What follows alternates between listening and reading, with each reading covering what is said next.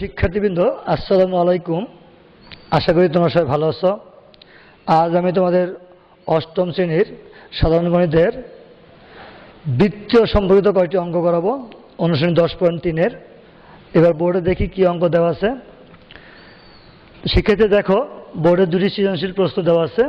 1 number, 14 centimetre ব্যাসার্ধের একটি বৃত্তাকার বোর্ড, সেই বোর্ড থেকে 1.5 সেন্টিমিটার ব্যাসার্ধের দুটি বৃত্তাকার অংশ এবং 3 সেন্টিমিটার দৈর্ঘ্য ও 1 সেন্টিমিটার প্রস্থের একটি আয়তাকার অংশ কেটে নেওয়া হল। এখান থেকে ক নম্বর প্রশ্ন হচ্ছে বৃত্তাকার বোর্ডের ব্যাস কত। এবার আমরা করি। তাহলে বৃত্তাকার বোর্ডের ব্যাস চেয়েছে, আমাকে বৃত্তাকার বোর্ডের ব্যাসার্ধ দেওয়া আছে। তাহলে দেওয়া আছে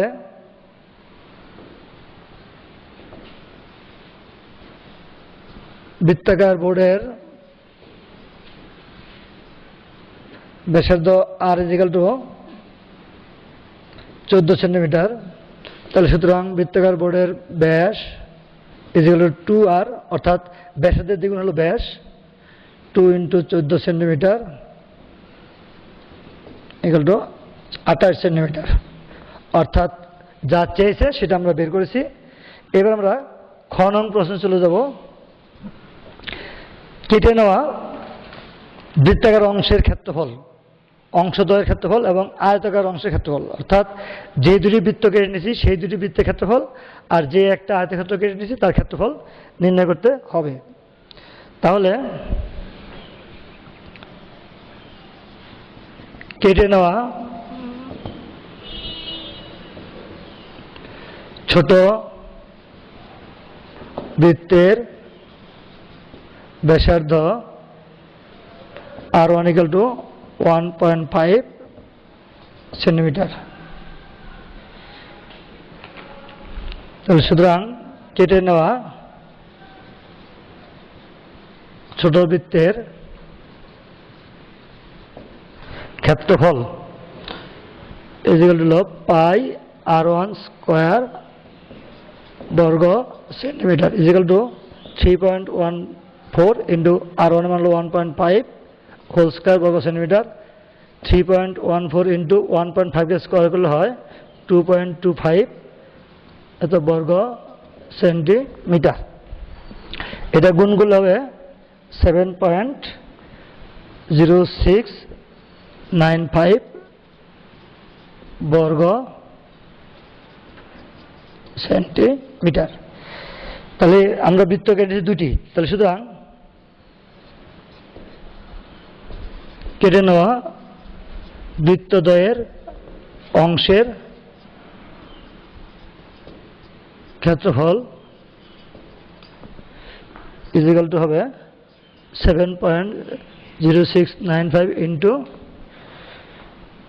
2 এত বর্গ সেন্টিমিটার = হবে 14.13। আরো সামথিং থাকতে পারে বর্গ, তোমরা ক্যালকুলেটর ইউজ করবে।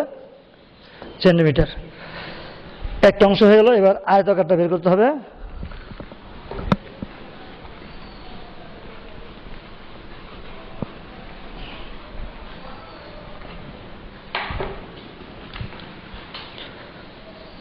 আবার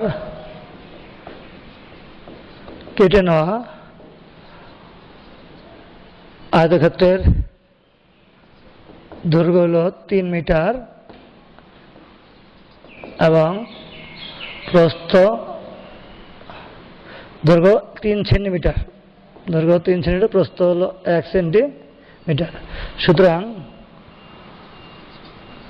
আয়তক্ষেত্রের ক্ষেত্রফল, অর্থাৎ যে অংশটা আমরা কেটে নিয়েছি, 3 × 1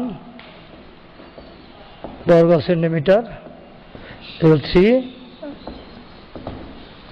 বর্গ সেন্টিমিটার। তাহলে অ্যান্সার হলো বৃত্তদ্বয়ের ক্ষেত্রফল 14 এত বর্গ সেন্টিমিটার এবং আয়তক্ষেত্রের ক্ষেত্রফল 3 বর্গ সেন্টিমিটার। মিটার। অর্থাৎ আমরা খ নম্বর অঙ্কটা করলাম। এখানে গ নম্বর অঙ্ক নাই, ক খ দুটি আছে। আমরা এবার দ্বিতীয় অঙ্কে চলে যাব।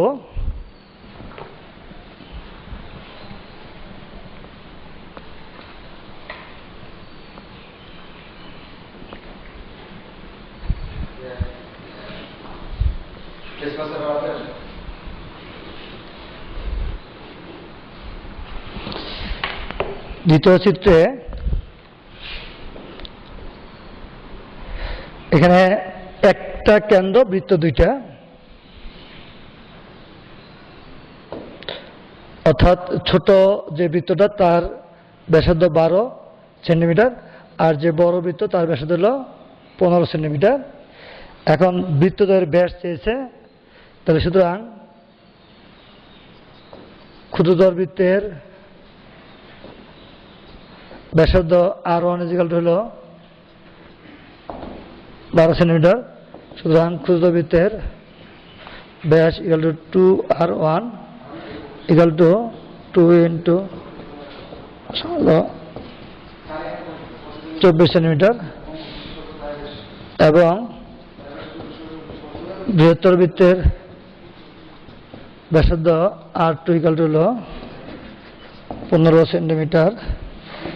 বৃহত্তর বৃত্তের ব্যাস ইকুয়াল টু 2R2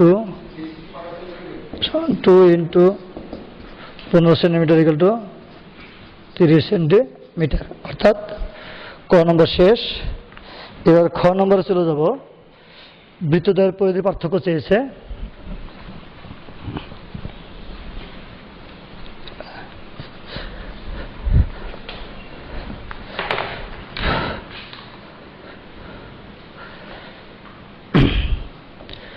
বৃহত্তর বৃত্তের ব্যাসার্ধ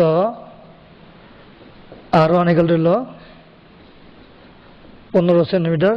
তাহলে সুতরাং বৃহত্তর বৃত্তের পরিধি ইকুয়াল 2 পাই R1 সেন্টিমিটার।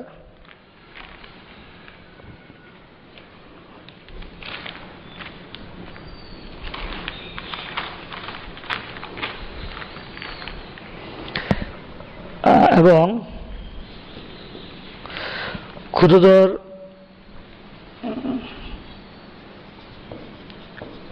বৃত্তের ব্যাসার্ধ R2 ইকুয়াল টু 12 সেন্টিমিটার। সুতরাং ক্ষুদ্রতর বৃত্তের পরিধি equal to 2 pi R2 centimetre. তাহলে সুতরাং বৃত্তদ্বয়ের পরিধির পার্থক্য ইকুয়াল টু 2 পাই R1 বিয়োগ 2 পাই R2 সেন্টিমিটার ইকুয়াল টু 2 পাই common R1 minus R2 centimetre equal two 2 into 3 পাইয়ের মান 1.4 ইন্টু 15 বিয়োগ 12 centimetre, 2 into 3.14 into 3 centimetre equal two 18.84 centimetre. আমরা ক্যালকুলেটর ইউজ করব। অর্থাৎ দুটি বৃত্তের পরিধির, এটার যে পরিধি এবং বড়টার যে পরিধি, সেই পরিধিটা পার্থক্য 18.84 সেন্টিমিটার। আমরা খ নম্বর অঙ্কটি শেষ করলাম। এবার আমরা গ নং অঙ্কে চলে যাব।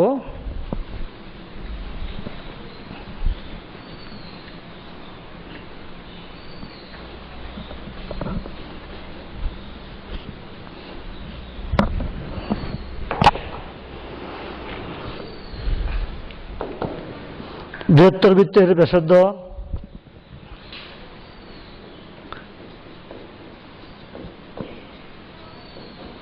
R1 equal to 15 centimetre. সুতরাং বৃহত্তর বৃত্তের ক্ষেত্রফল equal to pi R1 square বর্গ centimetre is equal to 3.14 into 15 whole square বর্গ সেন্টিমিটার ইকুয়াল টু 3.14 ইন্টু 200, 15 কে স্কয়ার 225 হয়, আমরা ক্যালকুলেটর ব্যবহার করব। হল 706.5 বর্গ সেন্টিমিটার। আবার ক্ষুদ্রতর বৃত্তের ব্যাসার্ধ R2 = 12 সেন্টিমিটার। সুতরাং ক্ষুদ্রতর বৃত্তের ক্ষেত্রফল পাই R2 স্কয়ার বর্গ সেন্টিমিটার 3.14 ইন্টু 12 হোল স্কয়ার। এখানে 3.14 ইন্টু 12 = 144 বর্গ সেন্টিমিটার। এটা গুণ করলে আসে হলো 452 ইন্টু 16 বর্গ সেন্টিমিটার। অর্থাৎ ক্যালকুলেটর ইউজ করতে হবে। তাহলে সুতরাং বৃত্তদ্বয়ের পরিধির